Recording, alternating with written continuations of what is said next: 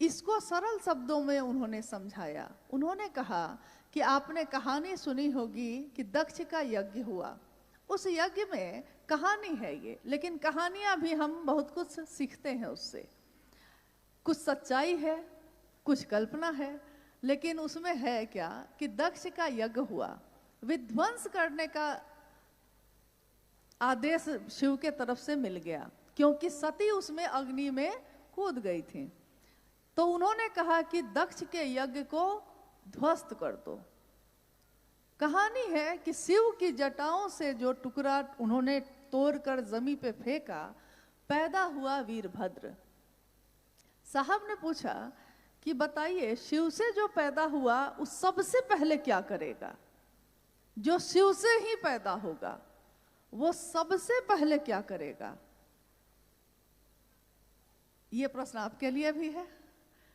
जो शिव से ही पैदा होगा वो सबसे पहले किसके सामने सर झुकाएगा? किसको प्रणाम करेगा? शिव को प्रणाम करेगा।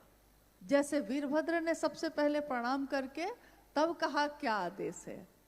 साहब ने कहा कि जो सृष्टि बनी उसने सबसे पहले, जिसमें नमः शिवाय बना, शिव को प्रणाम किया। शिव की इच्छा से बनी ये दुनिया, यानी इस दुनिया के कण कण में शिव है, शिव की इच्छा है।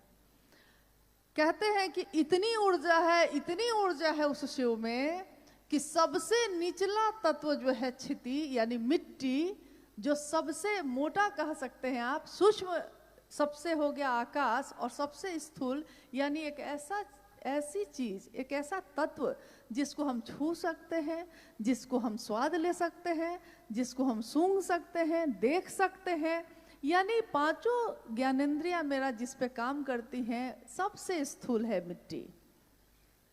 मिट्टी में कहा गया कि अगर इसकी ऊर्जा निकाली जाए तो उस मिट्टी के एक परत में, एक कण में कितनी ऊर्जा है?